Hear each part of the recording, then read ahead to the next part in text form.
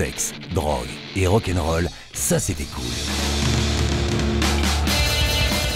Aujourd'hui, celui qui veut être à la mode produit ses propres légumes bio.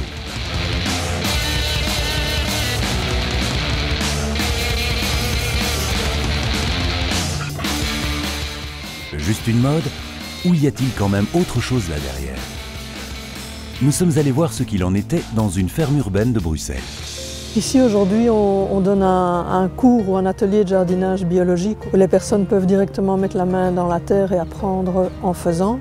Et ça fait partie aussi d'une dynamique beaucoup plus large parce qu'un peu partout dans Bruxelles il y a des cours de jardinage qui s'organisent, des potagers collectifs qui sont accompagnés pour se mettre en place. Alors on pourrait peut-être d'abord penser que c'est une mode, mais ce n'est pas une mode qui est amenée par la publicité, c'est vraiment une mode qui vient d'un esprit de réflexion et d'un esprit critique. Ce que recherchent les personnes qui cultivent, c'est bien sûr d'avoir des légumes de meilleure qualité, dont ils connaissent l'histoire, mais c'est aussi participer à une production beaucoup moins polluante, qui émet moins de CO2, puisque l'utilisation d'engrais chimiques, l'utilisation de grandes machines dans les grandes cultures sont tous des éléments qui consomment des énergies fossiles et produisent du CO2. En tout cas, faire son potager, c'est vraiment une alternative ou un acte de résistance par rapport au modèle de production industrielle. On n'utilise pas de pesticides, on n'utilise pas de grosses machines, on est vraiment tout à fait local et beaucoup moins consommatrice d'énergie, donc moins productrice de CO2 et moins d'impact sur le changement climatique au bout du compte. L'agriculture industrielle nous mène droit dans le mur. Produire ses propres légumes bio, c'est à la mode, rebelle et durable. Parfait. Mais arriverons-nous à nourrir tout le monde avec nos petits potagers? Est-ce que les initiatives citoyennes suffisent ou le gouvernement doit-il y jouer un rôle? Niño, ¿quieres ver producción de vegetales en la ciudad? Vamos conmigo. Cuba subit depuis des années un embargo économique de la part des États-Unis. Après la chute de l'Union soviétique, Cuba s'est retrouvé dans une situation de pénurie de nourriture. Les Cubains ont dû absolument cultiver leur propre nourriture, et ce sans l'accès au pétrole, aux engrais et aux pesticides. Es donde surge el movimiento de agricultura urbana en Cuba. Todos los espacios de la ciudad se empezaron a ocupar para producir hortalizas con bases orgánicas. Te tildaban de loco. Producir vegetales, ¿cómo? No puede ser. En la ciudad, aquí, no. La necesidad nos hizo cambiar de manera muy rápida. Sabemos que el hombre la mentalidad no la cambia fácil, pero la actitud fue la que tuvo que cambiar.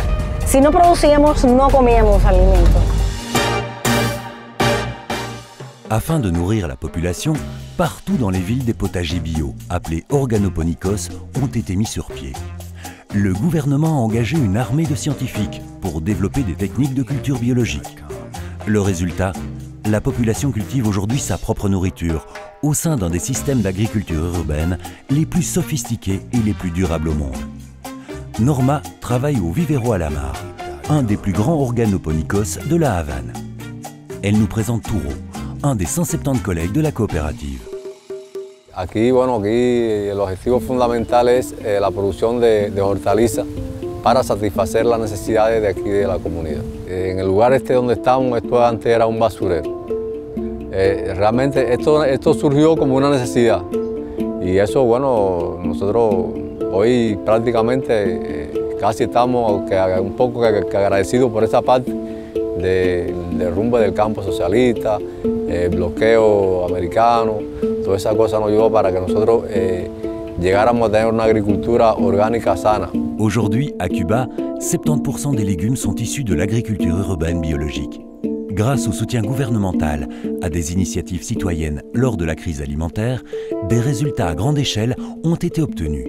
Lorsque c'est nécessaire, on y arrive toujours, et même avec des conséquences positives. Está claro que es un modelo de producción más sostenible para el planeta. El impacto ha sido ambiental porque no se utilizan productos químicos, social porque ha generado muchas fuentes de empleo y también en la cultura alimentaria del cubano. À la mode, rebelle, durable, sain et constituant une véritable alternative. Les Cubains nous montrent que nos cultivateurs bio ont raison. Pourtant, l'agriculture urbaine biologique n'a une réelle chance de réussite que si le gouvernement et les citoyens conjuguent leurs forces. Pour sauver le climat, il est essentiel que les mouvements sociaux se mobilisent et se fassent entendre auprès de leur gouvernement. Une société équitable et durable est à portée de main. Nous n'avons pas de temps à perdre.